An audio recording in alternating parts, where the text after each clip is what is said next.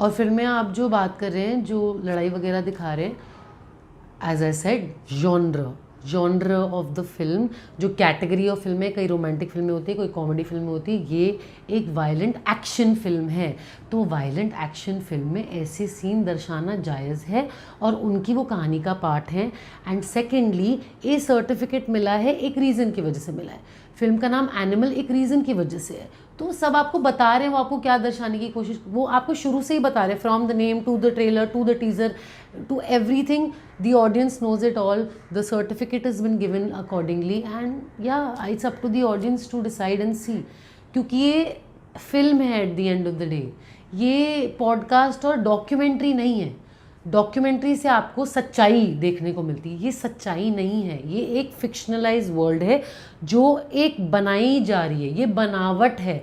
तो इसमें रियलिटी कुछ है ही नहीं। ऐसे ही फिल्म का एक सीन है जिसमें रणबीर कपूर एक गुरसिक पर सिगरेट का धुआं छोड़ते नजर आ रहे हैं, और एक और भी सीन है जिसमें दाढ़ी पर चाकू रखा गया है। अब इस सीन को लेकर बवाल शुरू हो गया है, और all India Sikh student federation के अध्यक्ष कर्नल सिंह PR मोहम्मद ने सेंसर बोर्ड को चिट्ठी लिखकर फिल्म में सिखों को लेकर विवादित सीन ये जो है इसको हटाने की मांग की है।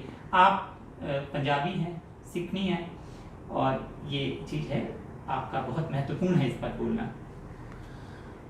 आई would actually honestly like to skip that question कि हाँ, कुछ सीन्स जो दिखा रहे हैं ये सिनेमैटिक लिबर्टी के लिए दिखाए हैं, लोगों को एंटरटेन करने के लिए दिखाए हैं। क्योंकि जब आप किसी चीज़ को एम्प करते हैं, कुछ फीलिंग आप एक इतने बड़े पर्दे पे दिखाना चाह रहे हैं, तो आप कुछ सीन्स क्रिएटिव लिबर्टी के साथ बनाते हैं, क्योंकि वो एक आर्टिस्ट का काम है, एक डायरेक्टर का काम है, एक पेंटर का भी काम वही होता है, एक एक्टर का भी काम वही होता है कि हम किसी तरह जो हम बात बोलना चाह रहे हैं, जो हम कहानी बोलना चाह रहे हैं, जिसके बारे में ये कहानी बोलना चाह रहे हैं, वो हम कैसे पहुँचाएँ। तो कुछ सीन्स जो भी हैं, जो भी नैरेटिव में हैं, जैसे कहानी लिखी गई है, वो उस किरदार के लिए, उस कैरेक्टर के लिए एकदम ट्रू होल्ड करती है। और संदीप सर के हिसाब से जो वो वर्ल्ड देखते हैं और वो जैसे दर्शाना चाहते थे, उन्होंने एग्जैक्टली वैसे ही दर्शाया है। बट सबको अपने ओपिनियंस का बिल्कुल वो है, और रिस्पॉन्सिबिलिटी मैं कहूँगी ऑडियंस की है, क्योंकि आपको सही और गलत में फ़र्क पता होना चाहिए। नमस्कार, मैं हूँ सलोनी बत्रा और आप देख रहे हैं नव भारत टाइम्स ऑनलाइन। सलोनी, आज आपको दुनिया भर में लोग जानते हैं क्योंकि एक ऐसी फिल्म आई है जिसमें ताबड़तोड़ कमाई, और दर्शकों की जो सराहना है, वो जो बटोर रहा है, उसका भी जवाब नहीं है जी। लेकिन इससे पहले आपको कम लोग जानते थे, नहीं जानते थे। तो मैं आपकी जर्नी जानना चाहता हूँ, कहाँ से आई थी फिल्मों में, कहाँ से आना हुआ, किस फैमिली से आती, परिवार क्या करता है, पढ़ाई लिखाई क्या हुई, थोड़ी आपकी जर्नी एनिमल तक की। जी, मैं दिल्ली से आती हूँ और मैंने एक्चुअली फैशन डिज़ाइनिंग पढ़ी है निफ्ट से। मैंने एक्सेसरी डिज़ाइन में स्पेशलाइज़ किया है, और मैं बॉम्बे आई थी डिज़ाइनर के साथ काम करने। मैंने डिज़ाइनर के साथ काम किया, और बड़ा रो पिट के आई थी घर से कि मुझे बॉम्बे जाके एक्सपीरियंस करना है, क्योंकि मुझे अपना ब्रांड खोलना था। और डिज़ाइनर्स तब बॉम्बे में ही थे, 3-4 जो एक्सेसरी डिज़ाइनर्स थे। तो मुझे चारों जगह जॉब मिल गई, मैंने एक सिलेक्ट कर लिया, मैं आ गई। और मुझे 1 साल का समय मिला था घर से कि 1 साल में आपको वापस आना है, और फिर यहाँ पे आप सेटअप करोगे, आप शादी करोगे, ये करोगे, वो करोगे। तो मैंने कहा अच्छा ठीक है, मैं तो आ गई। 1 साल मैंने वो काम किया। उसके बाद मैंने कहा चलो थोड़ा कुछ और एक्सप्लोर करते। तो मैंने स्टाइलिंग करी तो मुझे इतना मज़ा नहीं आया। फिर मेरे को लगा कि मुझे रहना तो अब बॉम्बे में ही है, अब मैं तो कहीं और जा नहीं सकती, क्योंकि मुझे ये शहर इतना पसंद आ गया। As this rebellious girl I have always been, मुझे बहुत भाया ये शहर हो, मेरा मन किया कि मैं यहीं रहूँ। अब ये शहर है बहुत महंगा, तो मुझे लगा पैसे तो कमाने पड़ेंगे, साथ में ब्रांड खोलना है, चलो ठीक है, लेकिन कुछ तो चाहिए ना, रेंट देना है, ये करना है, वो करना है, 10,000 चीज़ें करनी है। तो मेरे फ्रेंड्स ने जो थे यहाँ पे आसपास, उन्होंने कहा कि तू ऐड के ऑडिशंस क्यों नहीं देती, वहाँ से तू थोड़े पैसे कमा लेगी, तेरे को आराम से मिल जाएंगे एड्स। तो मैंने कहा ठीक है। तो मैंने ऐड के ऑडिशन देना शुरू किए, और जो मेरा पहला ऐड का ऑडिशन था, CCD मोन्टाज ऐड था, राम माधवानी जी ने डायरेक्ट किया था। जब मैंने कैमरा फेस किया पहली बार, मैं आपको फीलिंग बयान ही नहीं कर सकती शब्दों में, जो मुझे ऐसा एनर्जी आई, जो मुझे रश मिला। 50 लोग मेरे सामने खड़े थे और मुझे परफॉर्म करते हुए देख रहे थे, पर उस मोमेंट में मेरे लिए कुछ मैटर नहीं करा। आसपास का शोर चला गया, लाइफ क्या चल रही है वो चली गई, मैंने बस उस मोमेंट को इतना एंजॉय किया। और मैंने ऐसा फीलिंग एक्सपीरियंस किया जो मैंने कभी लाइफ में नहीं किया था. So that was the moment. तब मैंने दिल में और दिमाग में डिसाइड कर लिया कि मुझे तो यही करना है. मैं अपनी लाइफ में यही फीलिंग तो चेस कर रही थी. और मुझे ये भी डर लगा कि अपने माँ बाप को क्या बोलूँगी, क्योंकि वो उनको पता था कि डिज़ाइनिंग से स्टाइलिंग से अब एक्टिंग करेगी तो मतलब क्या होगा. तो मैंने 2-3 बार जब हिम्मत बटोर ली, सब कर लिया, तो अपने पापा को कॉल किया और मैंने बोला कि सुनो पापा, मैं एक्टिंग करने वाली हूँ. तो वो तो डर गए कि बेटा कैसे करोगे यार, मतलब तुम्हारी कोई बैकिंग नहीं है, कुछ नहीं है, how are you going to manage. Bombay में किसी को जानते नहीं, प्रोसेस नहीं पता, ऑडिशंस कहाँ होते हैं वो नहीं पता. तो धीरे धीरे धीरे जब मुझे इतना पैशन फील हुआ ना for what I did that day, तो मैंने कहा I will go all out, because जो मुझे फीलिंग हमेशा चाहिए थी वो मुझे उस दिन कैमरा के सामने मिली. और उसके बाद मैंने ऑडिशन देना शुरू किया, ग्रुप्स, व्हाट्सएप ग्रुप्स के थ्रू रैंडम ऑडिशंस पे जाना शुरू किया, सारे कास्टिंग डायरेक्टर्स को जाना शुरू किया, जिसमें बहुत टाइम लगा. फिर बहुत एड्स के ऑडिशन दिए, एड्स के. उसके बाद फिल्मों का कुछ पता ही नहीं था, फिल्मों में क्या होता है, कैसे होता है. फिर मुकेश छाबड़ा जी का नाम बहुत सुना था, तो मुकेश सर को मैंने कॉन्टैक्ट किया कि सर मुझे आपके साथ कास्टिंग में काम करना है, क्योंकि मुझे फिल्मों के पीछे क्या होता है, कैसे होता है, कैसे अप्रोच करते हैं. थिएटर तो मैं साइड बाय साइड कर ही रही थी, पर यू नो कि कास्टिंग कैसे होती है ये सब, तो मैंने कास्टिंग की. और फिर उससे मुझे और एक्सपीरियंस मिला. फिर धीरे धीरे करते करते फाइनली मुझे अपनी पहली फिल्म मिली सोनी, जो नेटफ्लिक्स पे है. फिर मुझे मिली तैश, जो ZEE5 पे है. और फिर फाइनली संदीप सर ने जो वो दोनों फिल्में देखी थी, मुझे उसके थ्रू ये कैरेक्टर करने का मौका मिला. एक बार फिर से दिल्ली चलते हैं. दिल्ली में कहाँ रहती हैं, पापा क्या करते हैं, कितने भाई बहन हैं? मेरा एक भाई है, मेरे पापा बिजनेसमैन है, और दिल्ली में मैं न्यू राजेंद्र नगर में रहती हूँ. क्या बिजनेस है डैडी का? कपड़ों का बिजनेस है, शर्ट्स का ब्रांड है और एक एक्टिव वेयर का ब्रांड है. अच्छा, टोटल कितने साल लग गए? हमें टाइम नहीं आपने बताया कि इस फिल्म तक पहुंचने में कितना वक्त लगा? 2014 के करीब मैंने शुरू किया था, और मुझे पहली फिल्म मिली 2017 में, और फिर तैश मिली 2019 में, और अब मुझे एनिमल करने का मौका मिला. देखिए, बहुत बड़ी फिल्म. और संदीप ने कैसे कांटेक्ट किया, कहाँ से आपको खोजा, क्या था? संदीप सर ने, अभी मैंने आपको बताया कि उन्होंने मेरी दोनों फिल्में देखी थी, सोनी और तैश. उनको मेरा काम बहुत पसंद आया, तो कास्टिंग डायरेक्टर जो था खुशहाल, उनके थ्रू मेरी मीटिंग अरेंज करवाई. और वो पहले चाहते थे कि मैं एल्डर पार्ट्स प्ले करूं, लेकिन वो मुझसे मिले, और मैं as a human being bodily वगैरह मैं फुल ट्रांसफॉर्म हो चुकी थी. तब तक मेरी भी जर्नी रही है बहुत बड़ी, बॉडली ट्रांसफॉर्मेशन की भी काफ़ी ज़्यादा. तो उन्होंने जब मुझे देखा, उन्होंने बोला तुम तो 19 साल भी प्ले कर सकती हो. तो 19 से लेके 39 तक, 39 को हिंदी में क्या कहते हैं? 39 नहीं, 39, 40, 39. 19 से 39 तक उन्होंने मुझे बोला कि तुम ही प्ले करो.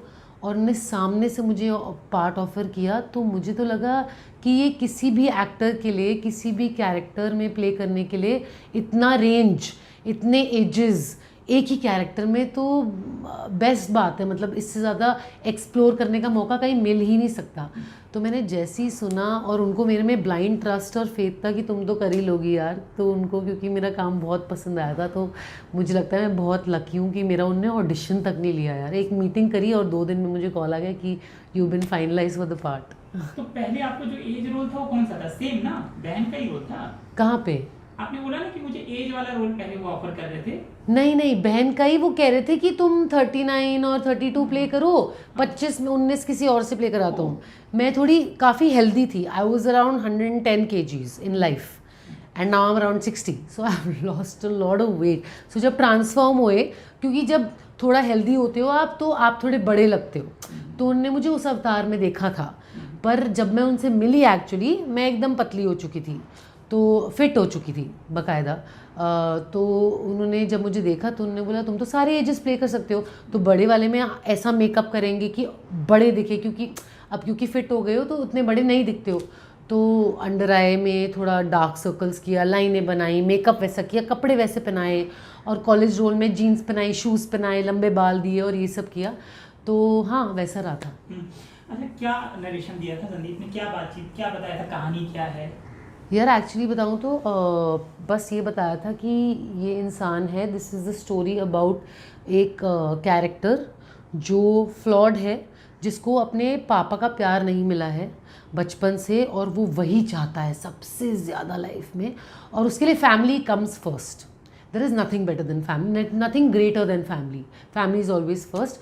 और इसमें बहन का किरदार है जिसका हस्बैंड एक एंटैगनिस्ट का रोल प्ले करता है, जो पापा के नैरेटिव में उनको हार्म करने की कोशिश कर रहा है, एंड इवेंचुअली जो भाई है वो उसको मारता है. तो ये नरेशन मिला था मुझे बेसिक.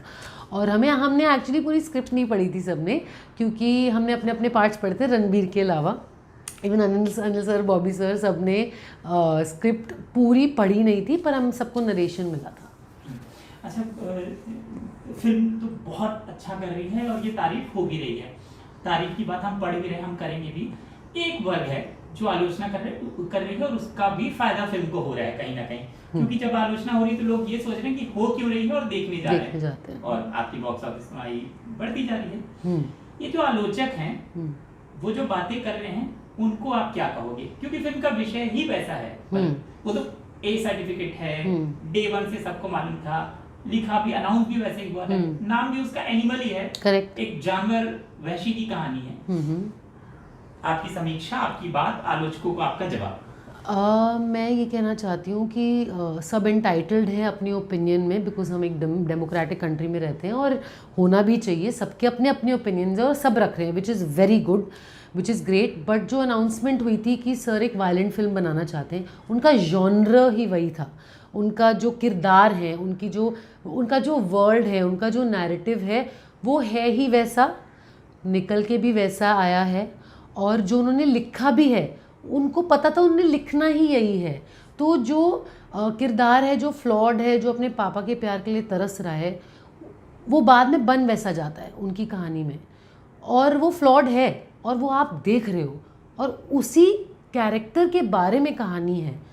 मैं ये कहना चाहूँगी कि हाँ, चर्चा ज़रूर कीजिए, अपने ओपिनियंस रखिए, पर ऑडियंस एक रिस्पॉन्सिबल ऑडियंस होनी चाहिए, चाहे वो कहीं भी देख रही हो. उनको गलत और सही के बीच में डिफरेंस पता होना चाहिए. उनको ये पता होना चाहिए कि हाँ, कुछ सीन्स जो दिखा रहे हैं ये सिनेमैटिक लिबर्टी के लिए दिखाए हैं, लोगों को एंटरटेन करने के लिए दिखाए हैं. क्योंकि जब आप किसी चीज़ को एम्प करते हैं, कुछ फीलिंग आप एक इतने बड़े पर्दे पे दिखाना चाह रहे हैं, तो आप कुछ सीन्स क्रिएटिव लिबर्टी के साथ बनाते हैं, क्योंकि वो एक आर्टिस्ट का काम है, एक डायरेक्टर का काम है, एक पेंटर का भी काम वही होता है, एक एक्टर का भी काम वही होता है, कि हम किसी तरह जो हम बात बोलना चाह रहे हैं, जो हम कहानी बोलना चाह रहे हैं, जिसके बारे में ये कहानी बोलना चाह रहे हैं, वो हम कैसे पहुँचाएँ.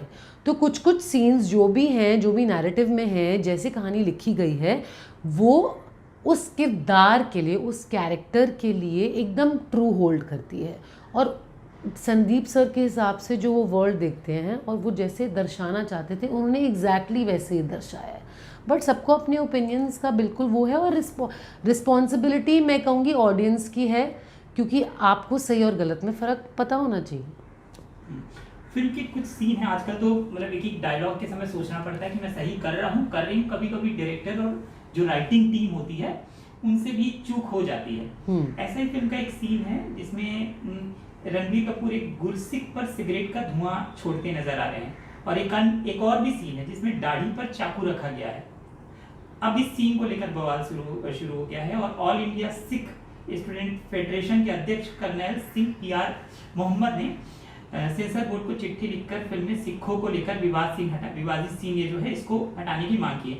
आप पंजाबी हैं, सिख नहीं हैं, और ये चीज़ है आपका बहुत महत्वपूर्ण है इस पर बोलना.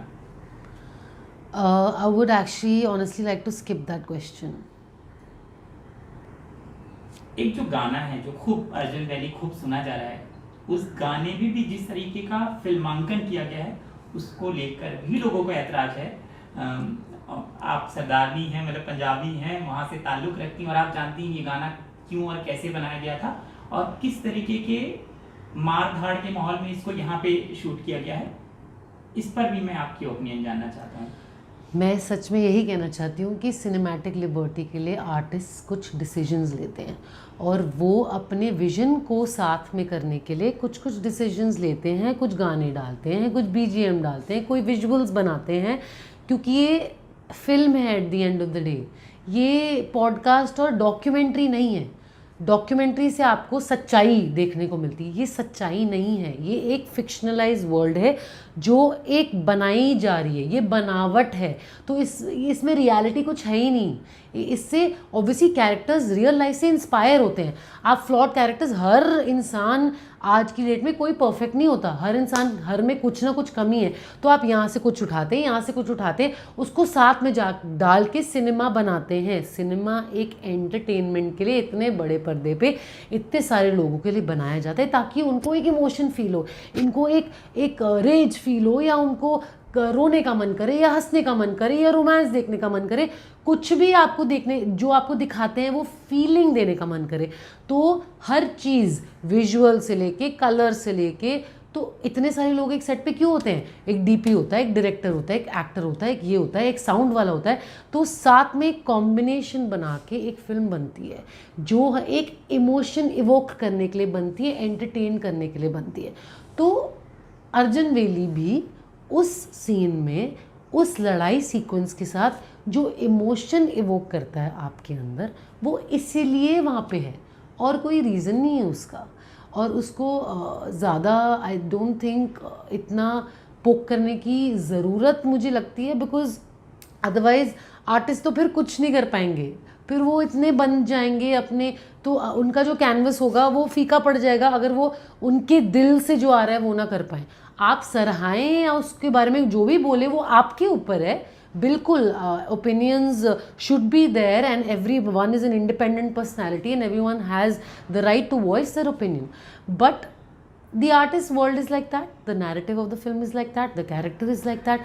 उस सीन में उस गाने की ज़रूरत थी, आवश्यकता थी to get that emotion out. I feel like that. और फिल्म में आप जो बात कर रहे हैं, जो लड़ाई वगैरह दिखा रहे हैं, as I said, genre of the film, जो कैटेगरी ऑफ फिल्म है, कई रोमांटिक फिल्में होती है, कोई कॉमेडी फिल्में होती है, ये एक वायलेंट एक्शन फिल्म है। तो वायलेंट एक्शन फिल्म में ऐसे सीन दर्शाना जायज़ है और उनकी वो कहानी का पार्ट है। एंड सेकेंडली ए सर्टिफिकेट मिला है, एक रीज़न की वजह से मिला है। फिल्म का नाम एनिमल एक रीज़न की वजह से है। तो सब आपको बता रहे हैं वो आपको क्या दर्शाने की कोशिश, वो आपको शुरू से ही बता रहे हैं, from the name to the trailer to the teaser to everything, the audience knows it all, the certificate has been given accordingly, and yeah, it's up to the audience to decide and see. Sir वो scene जो आपको सबसे खतरनाक लगता है एकदम, वो कौन सा सीन है? मेरे सीन्स में, ओवरऑल फिल्म में यार ये एक तो अर्जुन वेली का जो वो फाइट सीक्वेंस है वो काफ़ी खतरनाक है। बॉबी सर और रणबीर का जो फाइटिंग सीक्वेंस है वो काफ़ी खतरनाक है। बट मेरा फेवरेट सीन पता है मेरा कौन सा है, जो मेरे अंदर मतलब रोंगटे खड़े हो गए थे, is the last scene of Anil sir and Ranbir when he says कि पापा आपने मुझे वो माइकल जैक्सन का कॉन्सर्ट नहीं देखने दिया था ना, और अब आप बेटा बनना और मैं पापा बनता और चलो अभी ये प्ले करते हैं। And then he says action and then Anil sir says बेटा and then he reacts, oh my god, I cannot tell you, मैं अभी भी you can see I have goosebumps all over again।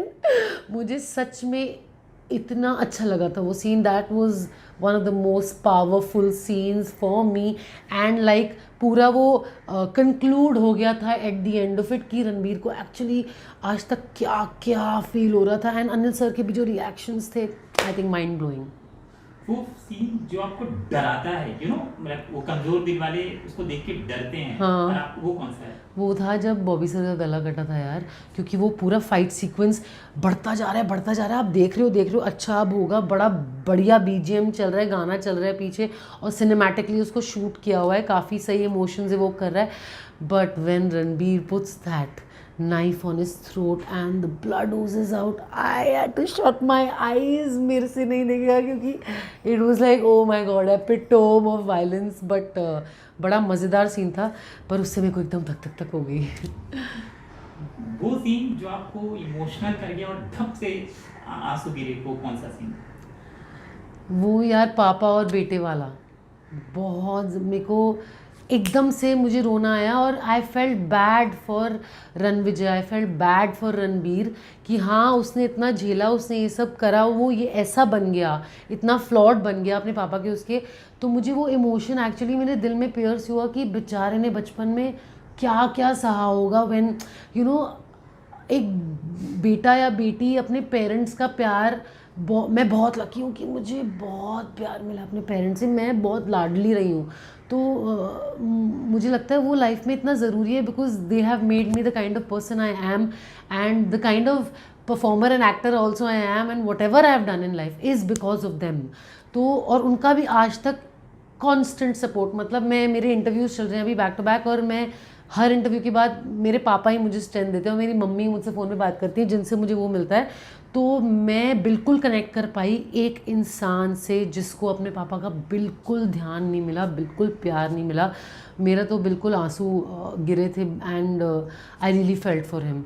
And also उसमें भी जब मैं उनको मारती हूँ और मुझे पता चलता है कि मेरे हस्बैंड को मार दिया है, that also I felt rage and sadness in कि रीत को इतना कुछ, इतना प्यार दिया उसने बिना जाने कि उसके पति ने उसके खुद के पापा के साथ ये किया। तो यू नो दैट ऑल्सो बहुत रेज इवोक हुआ मेरे अंदर और मुझे रोना भी बहुत आया उस सीन में। ये रणवीर का न्यूड सीन कैसे शूट हुआ था, मतलब यार मैं थी नहीं सेट पे एक्चुअली ऑनेस्टली, बहुत ही consciously and very very nicely and very I think बहुत ही प्रिकॉशंस लेके सब कुछ शूट हुआ है एंड वेरी एस्थेटिकली शूट कर रहे थे कि कुछ प्रॉप्स था मतलब? Sir I was not on set actually. Okay, but ये क्यूरियोसिटी पैदा करता है ना क्योंकि वो पूरा ब्लर करके वो नहीं, सब बहुत ख्याल रखा जाता है, किसी को अनकंफर्टेबल नहीं किया जाता। आप तृप्ति के इंटरव्यूज़ में भी देखेंगे उनको जितना कंफर्टेबल फील कराया गया है, हर सीन हर चीज़ प्रिकॉशन लेके करी गई है। तो जो सिनेमा में आपको दिखता है वो सच्चाई नहीं होती, वो फिक्शनलाइज होती है, आपको बस दिखता है क्योंकि शूट करते हैं हम। एक सीन, क्योंकि फिल्म के कई सीन हैं जो आपको हंसाते थे, आपने भी कहा, वो कौन सा सीन है जो जिसमें आप सबसे ज़्यादा हंसी? वो यार वो कज़न्स के साथ जब रणबीर होते हैं ना हर फ्रेम में, जब वो पंजाबी में बातें कर रहे हैं, वो सीन मैनू बहुत चंगा लगता है जिद्दो कज़न्स और रणबीर बातें कर रहे हैं और उनकी जो ऊपर नीचे जा रहे हैं ना कि हाँ ये करते हैं, हाँ वो कमेंट्री जो चल रही है कज़न्स की, वो मुझे बड़ा मज़ा आया। वो got that little flavour to the film, like funny flavour to the film. और वो कॉलेज सीन भी जब रणबीर आता है और वो ऑडियंस का जो कॉलेज स्टूडेंट्स का रिएक्शन होता है, एकदम से डर जाते हैं और उसने मुझे बहुत अपोलोजाइज़ किया। मैंने उससे अपनी वीडियो डिलीट करवाई और मैंने बोला भाई देख आगे के बाद ऐसा कर मत दियो तो किसी के साथ। तो I am sure I taught him a lesson and I am very proud of it because we have to stand up for ourselves. ये दिल्ली की घटना है जी। ओके, तो आप मतलब तोड़-फोड़ भी करती हैं? तोड़-फोड़ तो गलत हो जाएगा यार, तोड़-फोड़ क्यों करूँगी? अल्फा गर्ल हूँ मैं यार, सिर्फ क्या बोलती है अगर गर्ल्स ऐसी होती है यार हम ह्यूमन बींग्स हैं। ये इतना गर्ल और बॉय और मेल और फीमेल में इतना डिफरेंस हमारी कंट्री में क्रिएट किया हुआ है जो मुझे बिल्कुल नहीं पसंद। आप मेरी फिल्म सोनी देखिए, उससे आपको समझ आएगा कि उसमें क्या आपको बताने की कोशिश हो रही है उस डायरेक्टर की वॉइस में कि एक औरत को पहले तो ह्यूमन बीइंग की तरह देखिए और ह्यूमन बीइंग की तरह देख रहे हैं तो डिफ्रेंशिएट ना करिए क्योंकि हम सब इंसान हैं। जो हम कंडीशनिंग की वजह से औरत मर्द औरत मर्द औरत मर्द करते रहते हैं वो हमें नहीं करना चाहिए। लेकिन आप कितनी थोड़ी सी ऐसी हैं एनिमल जैसी वाला जो यार मैं रिबेलियस हूँ, मैं अपने हक के लिए बिल्कुल खड़ी होती हूँ। अगर जो मुझे कुछ गलत लगता है मैं बिल्कुल बोलती हूँ और मैं बिल्कुल मैं नहीं किसी को कोई मुझे दबाता है या कुछ अपना बोलने की कोशिश करता है कि भाई मैं ही सही हूँ मैं ही सही हूँ, तो I always keep my point fourth. मैं उनमें से नहीं हूँ कि मैं बिल्कुल एकदम सहम जाऊँगी। ऑब्वियसली कहीं सहम भी जाते हो यार, सिचुएशन पे डिपेंड करता है। हमेशा आप हमेशा ऐसे वाले फॉर्म में नहीं होते। एक इंसान में ना बहुत शेड्स होते हैं और ऑल्सो तो कभी कभी मैं सहम भी जाती हूँ, कभी कभी मैं दहाड़ भी देती हूँ या मुझे कुछ गलत भी लगता है तो मैं रिबेल भी कर लेती हूँ, कभी कभी मैं कुछ भी नहीं बोलती। तो सिचुएशन पे है और हर इंसान में सारे शेड्स होते हैं, तो मेरे को तो यही लगता है। अच्छा, काम का ये आपने बताया कि सड़क पे चलते हुए ईव टीजिंग हुआ और आपने फिर ताबड़तोड़ लगाया उसको, लेकिन कभी काम काज के दौरान कोई बॉस होता है या कोई जो आप काम चाहते हैं लेकिन उसकी तरफ से कुछ ऐसा, कभी ऐसी कोई घटना आपके? कभी भी नहीं। I been very very lucky actually that हाँ, मुझे जद्दोजहद बहुत करनी पड़ी, मेहनत बहुत करनी पड़ी, सब करना पड़ा, पर कभी भी मेरे साथ बदतमीज़ी किसी सेट पे नहीं हुई। किसी ने मुझसे बदतमीज़ी से ना बात की, ना कोई कमेंट किया, ना कुछ अनसंट बोला, कभी भी नहीं, थैंकफुली।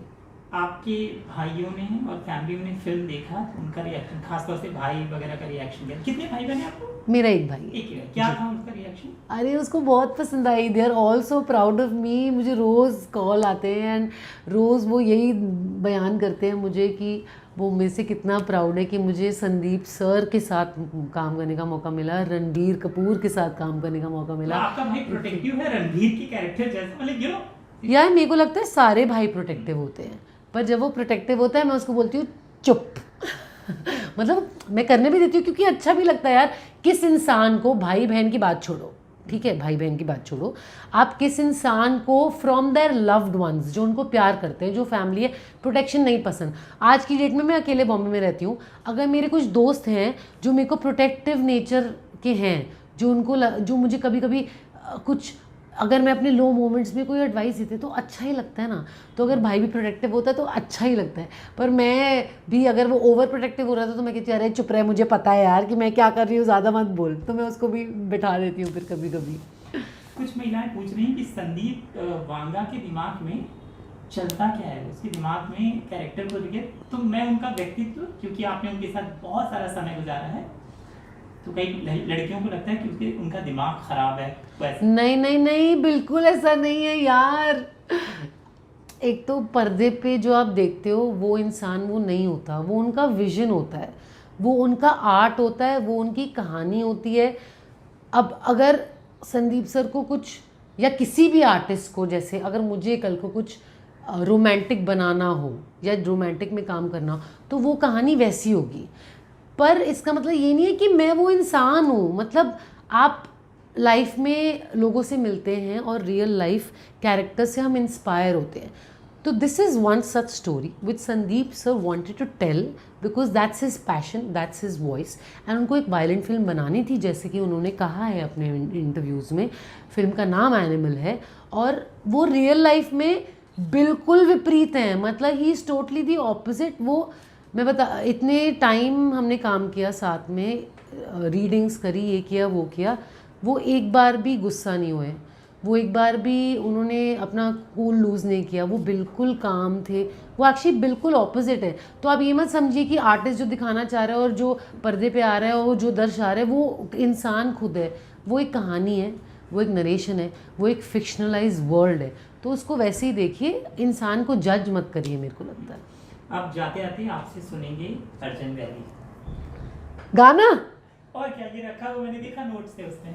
नहीं नहीं, अर्जुन वैली नहीं, मेरे को सतरंगा गाना आता है, अर्जुन वैली नहीं आता। चलिए, जो आपका मैंने सुना दो, लेकिन अगर उसका एक टप्पा, मतलब वो आता है, पर मुझे टप्पे वाला आता है, पर उसका वर्ड्स बता दो यार, वो वाला। कोठी बदला हो, बदलाने नी पाया है, बदलाने नी पाया है, हो जिदा इंतजार सी अज रब्बा ही दिन आया है, जिदा इंतजार सी अज रब्बा ही दिन आया है। And I'm thankful to God to give me this day to be a part of such a huge film and work with the most beautiful cast and director possible. एक और गाना गा दो कि कोई जो आपके मन का, कोई और? हाँ, कोई सा भी, whatever your life, मतलब हमेशा जो आपको पसंद है, आपकी खुशी का गाना। ठीक है। नहीं नहीं नहीं, ये बात है पुरानी, जू जू जू कैसी पहेली है ये, कैसी पहेली जिंदगानी, जी ले इससे, इसमें नशा, जिसने पिया वो हमें भी हंसा, पल में हंसाए और पल में रुलाए कहानी। जू जू जू कैसी आह कैसी पहेली जिंदगानी। सुंदर वॉइस है आपकी और एकदम Thank you. अलग टेक्सचर है वॉइस थैंक यू। अब जो गाने में बहुत जल्दी गाने वाली, मेरा एक गाना भी है एक्चुअली, मेरा डेब्यू गाना आ चुका है एक फिल्म कौन सी में, फिल्म का? -31 करके एक फिल्म है अमेजोन प्राइम पे, उसका गाना है धुंधला। ओके, मैंने गाया। तो लोग अप्रोच करें आपको, मैं बताते हैं मैं सिंगर भी हूँ। बताती तो हूँ, पर अभी शुरुआत है उस जर्नी की। किसी ने इस वॉइस के लिए, जो वॉइस का टेक्सचर है, उसके लिए कुछ कहा है, ऐसा कॉम्प्लीमेंट आपको? बहुत, हर इंसान ने मुझे इस बात पे कॉम्प्लीमेंट दिया है, और मेरे को तो लगता है कि मुझे भगवान से आवाज़ इसी रीज़न के लिए मिली है। तो मुझे तो एक्चुअली स्टेज पे परफॉर्म करना है, I want to be a full on musician. मैं कीबोर्ड और गिटार भी बजाती हूँ, तो मुझे तो सिंगिंग, म्यूज़िक सब करना है। मैं अपने गाने भी लिख रही हूँ एक्चुअली। क्या बात है, तो मल्टी जल्दी, टैलेंटेड है आप। अरे फैशन डिजाइनर है, कास्टिंग आपने कर ली, लिखती भी है, गाने लिखती होंगी। जी, अभी लिख रही हूँ मैं अपने गाने। हाँ, तो मतलब चलिए, ये तो थे मेरे सवाल। जाते आते अपने दर्शकों को, जो देश दुनिया में आपको इतना प्यार दे रहे हैं, उनको आप क्या कहेंगे? मैं कहूँगी कि थैंक यू, आप लोग इतना ज़्यादा प्यार दे रहे हैं। इसकी हर आर्टिस्ट, एक्टर, परफॉर्मर को बहुत ज़रूरत होती है, और please keep pouring in your love, because हम आपके लिए बस काम करते रहेंगे और आपको ऐसे ही एंटरटेन करते रहेंगे। तो प्लीज़, आपका प्यार बहुत ज़रूरी है, and thank you so much for everything. Thank you so much, thank you.